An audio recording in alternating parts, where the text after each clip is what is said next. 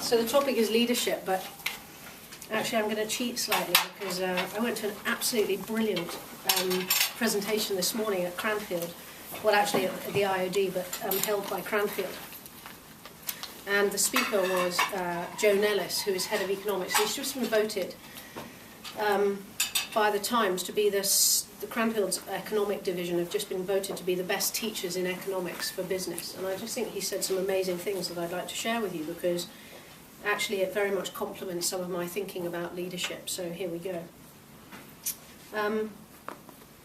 Currently today, in, if you like, the non-emerging markets, our world, we currently have university graduates that qualify each year to the volume of 16 million students in our talent pool. And I think it was McKinsey who coined the phrase, the war on talent. In the rest of the world talent, there are 33 million who qualify each year. Just to break down that a bit, actually, last year in India alone, 400,000 engineers qualified. Let's think ahead 10 years, said Joe Nellis, and work out what is going to be the new norm in education. And he said, how much do you think that university talent pool will grow across Europe and our markets? And actually it's not going to grow very much. But what's really frightening is that there's a thinking and there's a plan in place that says that the talent pool for the rest of the world in the next decade, 10 years, will grow 2 to 3 times that 33 million. So if we're not in a global economy now,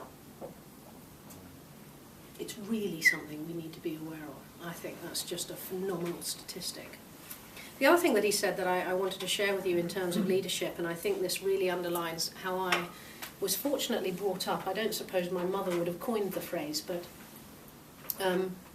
like all parents, and some of you will be them, you know, we do our best. And Joe talked about, you know, the importance in leadership of closing the gap between how good you are, but actually encouraging you to be the best that you could be.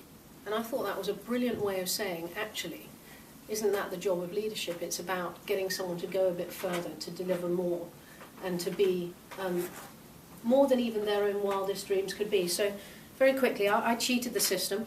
I was born in Germany to British military parents in a British military hospital. My father was then very quickly transferred to Hong Kong. He was only in the army to play rugby, I hasten to add, so I don't know why they put him in Hong Kong. And having grown up in Hong Kong and from the age of 11 being dumped on an aeroplane in Kai Tak, I saw the world as a very small place.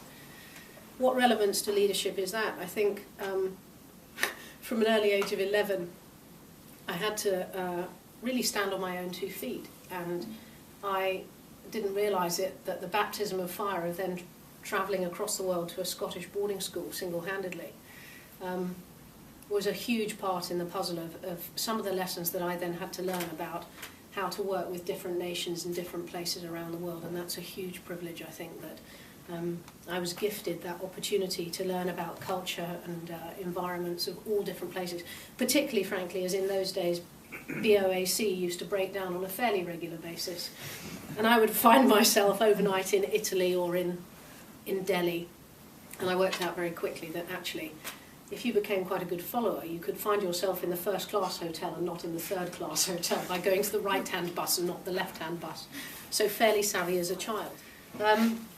My very quick story of Pacific, I suppose, just so that I've covered it, is I started the business when I was 23 in 1991. I needed a job. It was the last recession, and that was the motivator. I needed to eat. I was every man and his dog for the first 2 years of the business, which was really all about selling. And actually there's a bloke or two here who's stalking me from LDC, and I spoke recently about the power of selling. And stalking's apparently on the agenda today, so I thought I'd raise it. But again, a great gift is that as in my personal career, I learned very early to sell. My father went bankrupt when I was 18, and I left school and I had to get a job, and my opportunity, as I saw it, was to become a golf pro, which meant if I could sell in the afternoon, I could practice in the mornings.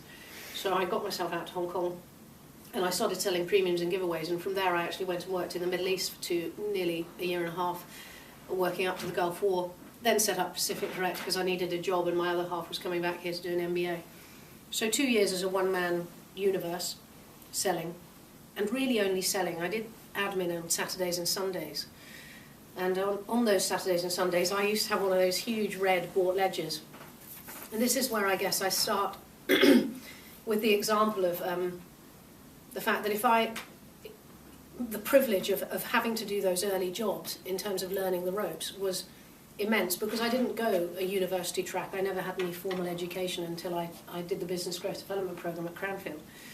And that was hellishly eye-opening because it took me 9 years to get a business plan.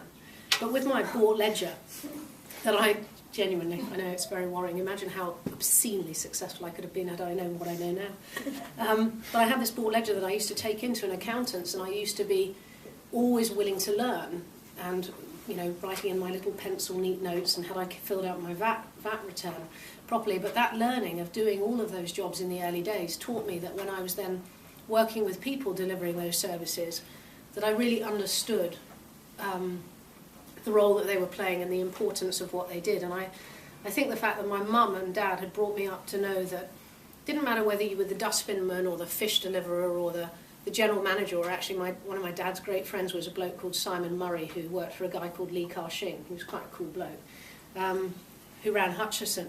And it didn't matter whether you were Simon, who my dad took the piss out of mercilessly just to bring him back down to level from time to time because they went to boarding school in Bedford together, is that everybody had something to offer, everybody was equal. So I started my unbelievably rigorous recruitment process on a hockey pitch in Bedford because I had no idea what I was doing, but I needed another salesperson, and I just saw qualities of competitiveness and, let's call it assertiveness, but I think in Rachel we could probably put it down to aggression. Reflecting on the leadership skills that I have, I think I asked my table earlier, what are the characteristics? I think we can all come up with single words like trust, and I came up with humility because I think that's one of the most powerful things I've seen in really gracious leaders.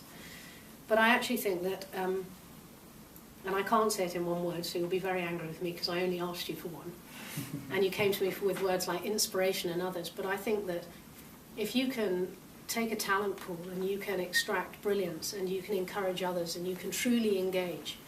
And these are things and skills that I didn't have a clue. I mean, I was far too loud, far too dictatorish at the beginning, and I started reading books and seeing how others behaved and meeting people and thinking, God, that was a pretty cool skill. He got me to do exactly what he wanted me to do, and I didn't know I was doing it. But listening and learning from others and growing and always being aware that I had so much to learn, but being open about my journey and about my enthusiasm to learn and my willingness to go, do you know what? I just don't have all the answers.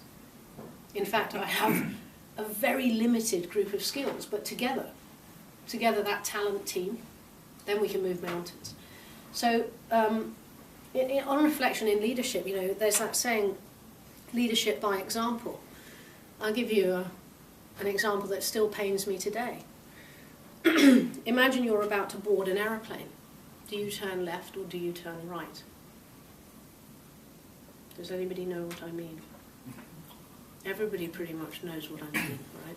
I still turn right. So I sold my company.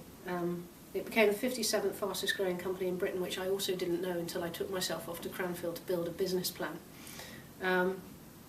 Pacific, having sold toiletries in 110 countries. But I think that the most powerful thing that I learned through the whole process is that without the people and the cultural engagement and the awareness that by no means did I have most of the answers.